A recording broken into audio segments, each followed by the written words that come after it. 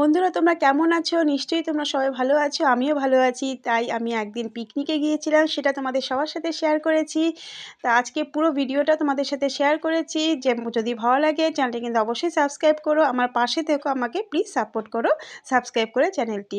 তোমরা তো সবাই জানো পিকনিকে কিন্তু একা গেলে কোনো মজা নেই। সবাই মিলে যদি হই হুল্লোড় করতে করতে পিকনিকে যাওয়া যায়, সেটাতেই কিন্তু ভীষণ মজা। কারণ সবাই মিলে যেই কাজটা করবে তাতে কিন্তু ভীষণ আনন্দ পাওয়া যায়। তা আমরা যেখানেই যাই সবাই মিলেই মোটামুটি যাই। তা আমরা চলে এসেছি প্ল্যাটফর্মে, স্টেশনে চলে এসেছি, ট্রেনের অপেক্ষা করছি। তা আমার ডেস্টিনিটি কোথায় ছিল বলো তো? আমরা গিয়েছিলাম হৃদয়পুরের বাগানবাড়িতে। দারুণ জায়গা, তোমরা যদি যেতে চাও তাহলে কিন্তু ভিডিওটা অবশ্যই দেখো। আর জায়গাটা কত সুন্দর সেটাও তোমরা দেখতে পাবে। যাই হোক, আমরা চলে এসেছি হৃদয়পুরে সেই বাগানবাড়িতে। দারুণ ভিউ ছিল, ওখান থেকে আমরা অনেক জায়গায় ঘুরতেও গেছি, সেটাও তোমাদের সাথে শেয়ার করব। তাহলে ভিডিওটা তোমরা কিন্তু পুরো দেখো। ভিডিওটা দেখতে দেখতে বুঝতে পারবে যে জায়গাটা কত সুন্দর। চারদিকে কিন্তু কমলালেবুর গাছ ছিল আর পাশেই ছিল ড্রাগন ফ্রুটের বাগান। আমরা সবাই পৌঁছে গেছি, সবাই ভীষণ ক্লান্ত ছিলাম, যেহেতু ট্রেন করে যাওয়ার পরে আমাদের টোটো করেও যেতে হয়েছে। সবার চা তেষ্টা পেয়ে গেছে। আর এইটা হচ্ছে রান্নার জায়গা, সবাই মানে রান্নার মাসি রান্না করছে আর তার সাথে ঠাকুরমশাইও আছে যে রান্না করছে।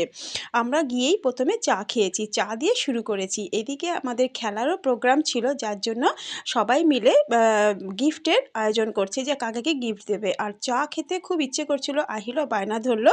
তা আমি আর আহির মিলে চা খেলাম আর চারদিকটা দেখার জন্য নিজে একটু ভিডিও করলাম। আর জায়গাটা এত সুন্দর ছিল যে আমার ইচ্ছে হলো যে একটু রিল বানাই। কোথাও মানে আমি খুব লজ্জা পাই রিল বানাতে, কিন্তু দেখলাম সবাই বলছে, জোর করছে, যাই হোক রিল বানালাম। এখানে আমরা এসে দেখি একটা ডগিটা ভীষণ বড়, আমার তো দেখে ভীষণ ভয় লাগছিলো। আমার বন্ধুর বাড়িতে ডগি আছে, তাই ও ডগির সাথে খেতে দিচ্ছিল ডগিকে, আর এদিকে আমি রিল বানাতে ব্যস্ত। জায়গাটা এত ভালো বন্ধুরা, বারবারই যার জন্য বলছি যে আমার ভীষণ ভালো লেগেছে। তা আমাদের সকালে টিফিন ছিল লুচি, তরকারি আর রসগোল্লা। আমরা টিফিন খাওয়ার পরে বেরিয়ে পড়েছি একটু ঘুরতে। তার আগে আহিলকেও কমপ্লিট করিয়ে নিলাম খাওয়াটা। ও খাওয়াতে ভীষণ বিরক্ত করে, অনেক টাইম লাগে। তা খাওয়া দাওয়ার পরে একটু নাচ গান হওয়ার পরে অনেকক্ষণই বসে আমরা সবাই মিলে নাচ গান করলাম। দেখতেই পাচ্ছ আমি কত নাচছি, আমার নিজেরই এখন হাসি পাচ্ছে দেখে, আমি এত নেচেছি। অনেক বন্ধুরা আমাদের নাচতে চায়নি, তা আমরা জোর করছিলাম, চলো একটা দিন সবাই মিলে যখন আনন্দ করতে এসেছি সবাই মিলেই নাচবো। আমার কিছু কিছু বন্ধুরা নাচতে চায়নি, জোর করে নাচতে নামিয়েছি। ভীষণ ভালো লেগেছে বন্ধুরা। পিকনিকে গিয়ে যদি একটু ডান্স না করি তাহলে কি করে চলে বলো? একদিনের তো ব্যাপার, সবাই মিলে একটু এনজয় করলাম। এরপরে নাচের পরে আমাদের খেলার প্রোগ্রাম ছিল, সেটাও তোমাদের সাথে শেয়ার করেছি। তাই সেই খেলাগুলো তোমাদের সাথে শেয়ার করেছি। ভীষণ ভালো লেগেছে খেলা, যদিও আমি কোনো গিফট পাইনি। তা যাই হোক, সবাই মিলে আমরা চলে গেলাম মাঠে। পাশেই একটা বড় মাঠ ছিল, সেই মাঠে আমরা সবাই মিলে চলে গেছি খেলা করতে।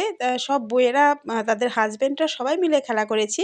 খেলাটা ছিল হচ্ছে উইকেটে বল ছোড়া। তা আমরা সবাই বন্ধুরা মিলে খেলেছি। আমরা কি আর পারি বলো তো? আমাদের কোনো অভ্যেস নেই উইকেটে বল ছোড়া। যাই হোক, আমি তো কিছুই পারিনি। সবার 3টে করে বল মারার ছিল, তা আমি 3টেই মেরেছিলাম। কিন্তু দুর্ভাগ্যের বিষয় একটাতেও আমি মারতে পারিনি, মানে টাচ করতে পারিনি উইকেটকে। যাই হোক, 3টে বল আমি এমনি মিসইউজ করে ফেললাম। তো এইভাবে আমাদের সব বন্ধুরা, সব বন্ধুর বউয়েরা এইভাবে উইকেটে আমরা বল ছুঁড়েছি। এরপরে ছিল আরও দারুণ একটা খেলা। খেলার মাঝখানেই আমি একটু চিকেন পকোড়া খেয়ে নিলাম। ভীষণ প্রিয় একটা খাবার আমার চিকেন পকোড়া। চিকেন পকোড়া খাওয়ার পরে আমরা এই দেখতেই পাচ্ছ ড্রাগন ফ্রুটের বাগানে চলে এসেছি। এখান থেকেই আমি একটা ড্রাগনের ডাল তুলে নিয়েছি। এরপরে চলে যাচ্ছি আমরা একটা পাশেই ভীষণ সুন্দর একটা সর্ষে ফুলের বাগান।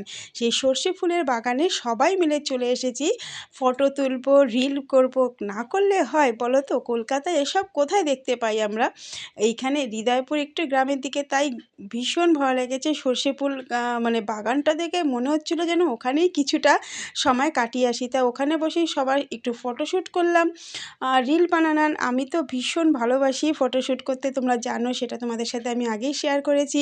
তাই যাই হোক, দেখতেই পাচ্ছ আমি রিল বানাচ্ছি সর্ষে ফুল খেতে দারুণ লেগেছে। যাই হোক, এখান থেকে বেরিয়ে এসেছি আরও একটা পাশে, আরও এর থেকে আরও সুন্দর একটা জায়গা ছিল, সেটাও তোমাদের সাথে শেয়ার করছি। তা সেখানে যেতে যেতে তোমরা দেখতেই পাবে কত বাঁশ গাছ।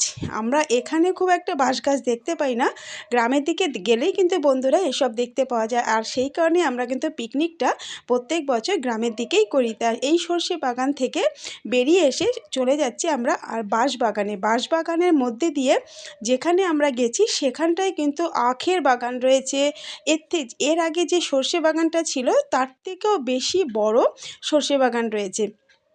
সবাই মিলে সেখানেই যাচ্ছি দেখতে।